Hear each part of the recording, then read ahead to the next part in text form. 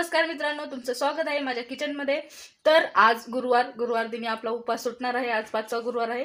तर मी महाप्रसादासाठी म्हणून हे साहित्य घेतलेलं आहे। तर बघू शकता हे साहित्य वापरून आपण काय बनवणार आहे ते बघू। दर गुरुवारी आपण रवा वगैरे नैवेद्याला करतो, पण मी आज ह्याच्यापासून काय वेगळी पदार्थ काय बनतो हे प्रयत्न केलेला आहे बनवायचा। तर तुम्ही पुढे बघू शकता। जर तुम्हाला ही रेसिपी नक्की आवडली असेल तर तुम्ही पण करून बघा। तर सर्वप्रथम मी कढई तापलेली आहे। सर्वप्रथम मी तूप घालून घेत आहे 2 चमचे। पहिल्यांदा त्यात खरपूस असं हे खोबरं, हे आपलं काजू बदाम, हे आपलं खरपूस भाजून घेऊया। भाजल्यानंतर ना आपल्या ह्या टेस्ट लागणार आहे। तर हे भाजल्यानंतर ना आपल्याला हे गव्हाचा भरडा भाजून घ्यायचा आहे। हा गव्हाचा भरडा मी घरीच तयार केलेला आहे। ह्यापासून गव्हाची खीर, लापसी वगैरे बनते।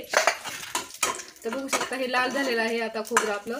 हे गव्हाचा भरडा पण आपण ह्यात टाकून घेऊया। तर हे पण आपण खरपूस असं लाल होईपर्यंत भाजून घेऊया। असं आपल्याला भाजून घ्यायचं आहे।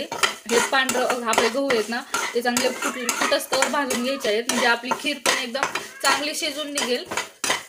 आणि खीर करण्यासाठी मी हा खिसून गूळ घेतलेला आहे। तर बघू शकता हे गूळ खिसून घेतला आहे कारण की गूळ आपला पटकन ह्यात मिक्स करून जातो, त्यामुळे मी खिसून घेतलेला आहे। 2 मिनिटं आपण हलवून घेऊया भाजून। त्याच्यानंतर ना आपल्याला त्यात गूळ आणि पाणी टाकून शिजवून घ्यायचं आहे। नक्की आपली रेसिपी छान होणार आहे। आणि महाप्रसाद म्हणजे आपल्या घरातल्या लक्ष्मी, आपण गुरुवारी पूजा वगैरे म्हणतो ना, त्यांना नैवेद्य पण होईल।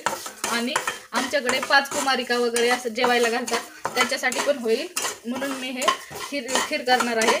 तर गव्हाची खीर बनवणार आहे। जर तुम्हाला आवडली असेल तर तुम्ही पण नक्की ट्राय करून बघा।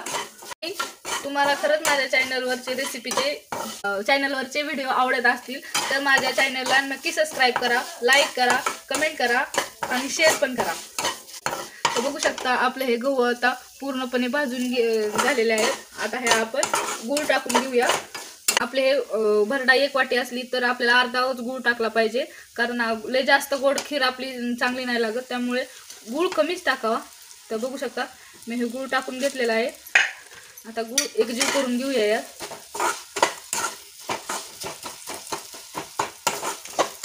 तर आपण ह्यात आता पाणी टाकून घेऊया।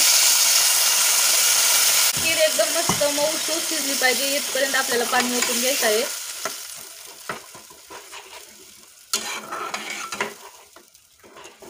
मी 1 ग्लास पाणी ओतलेलं आहे।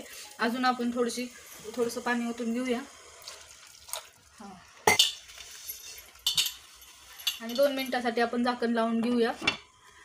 10 मिनिटात आपली खीर बनवून तयार होणार आहे। मित्रांनो बघू शकता आपली लापसी शिजलेली, आणखीन तर शिजलेली नाही। आपण थोडंसं यात पाणी टाकून घेऊया। एक अर्धा पेला आपल्याला पाणी टाकून घ्यायचे। तर बघू शकता थोडंसं पाणी टाकलेलं आहे आणि आपण त्यावर आता मनुके टाकणार आहे आणि 2 मिनिटासाठी झाकण लावून देणार आहे। आपली ही खीर तयारच झालेली आहे। तर जर तुम्हाला माझी ही आपली गव्हाची खीर प्रसादासाठी म्हणून पण वापरू शकतो। जर तुम्हाला ही रेसिपी आवडली असेल तर माझ्या चॅनलला सबस्क्राईब करा, लाईक करा, कमेंट करा। बघू शकता माझा प्रसाद, गव्हाच्या खिरीचा प्रसाद किती मस्त छान असा ॲट्रॅक्टिव्ह दिसत आहे। तर हे आता मी माझ्या महालक्ष्मीच्या पूजेच्या ठिकाणी नैवेद्य टाकून येते।